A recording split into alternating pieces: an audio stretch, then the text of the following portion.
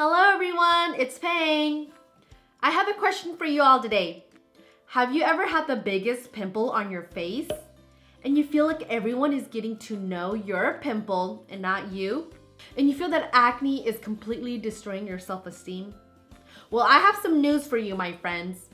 You are not the only one suffering. In fact, up to 85% of teenagers have acne to some degree at one point in their lives. Most people wonder, 1, how do they appear?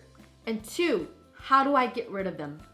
As a nurse practitioner from UC Davis, I'm a cheerleader for education, and I'm passionate about helping people look and feel their best when it comes to their health, especially when it comes to acne. So I did some digging into literature, and I'm excited to share a little of my knowledge with you all. So let's get started with some pimple knowledge. Acne is a skin disease that consists of blemishes, and it can occur on your face, your neck, your back, and your chest. It all starts in the skin's sebaceous glands. A sebaceous gland is a small gland in the skin that spits up an oil, also known as sebum, into the hair follicles to keep our hair and skin moisturized.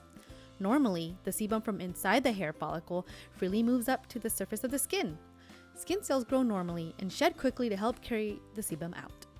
How does acne develop?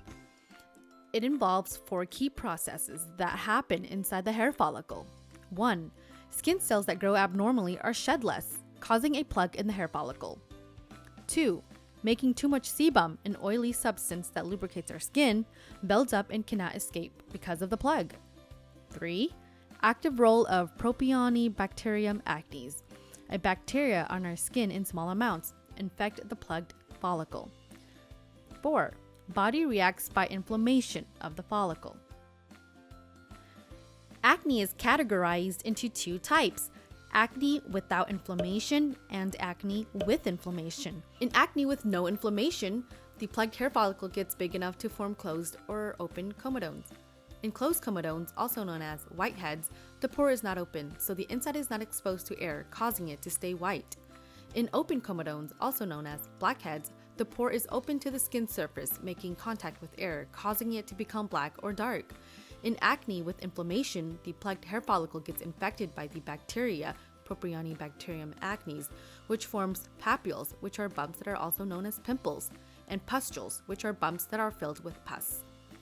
More severe types of acne with inflammation are nodules and cysts, which are deep, painful, hard bumps that are filled with pus.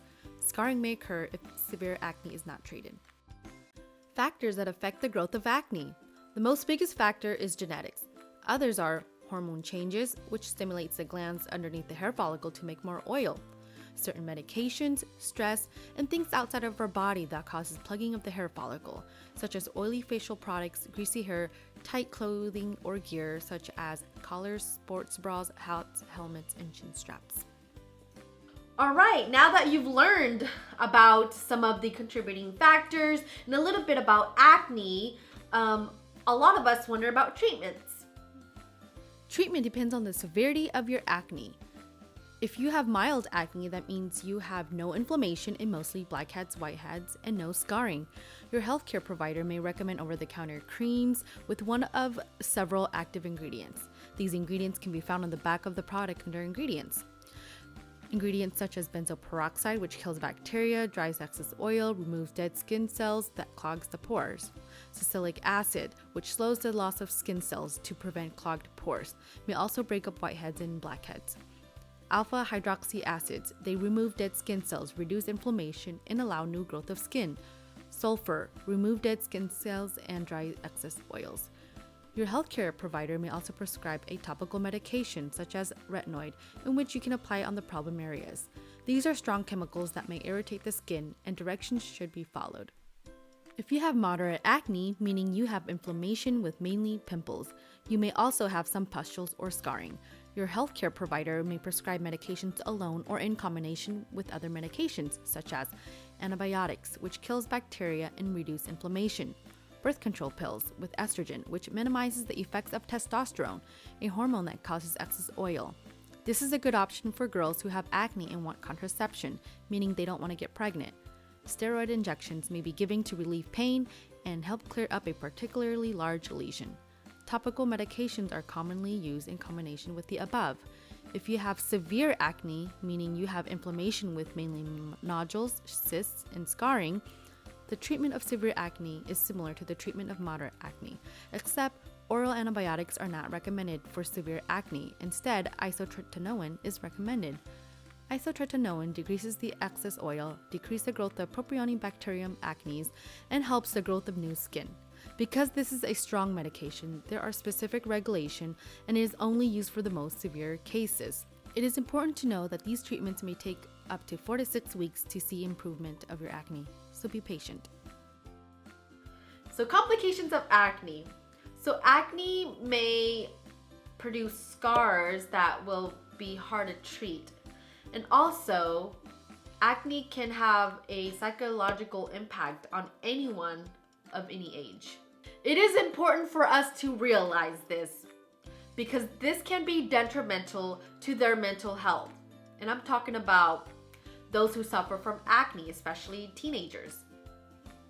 There are social media, magazines, TV, people out in the world telling them what is beautiful, what the standard is. Teenagers feel pressure to meet these standards and they're unrealistic. Beauty comes in many forms, but most importantly, eating a healthy, balanced diet, exercising, keeping a good skin hygiene will help you stay beautiful and healthy from the inside out. So how do we keep our skin healthy? Keep in mind that it can be difficult to prevent acne from happening. It can also be difficult to control the factors that cause acne. But there are some things that you can do at home to prevent your acne from getting worse. Here are some simple tips for good skin that you can do at home. Well, that's a wrap, guys. Thank you guys for listening. I'm very passionate about keeping a healthy and glowing skin, and I hope you learned something from my acne lesson today. If you want more information about the areas I've touched on today, I will leave the links and resources in the description box down below for you to check it out. Again, thank you so much, and remember to take care of your skin because a healthy skin equals a healthy mind. Until then, bye!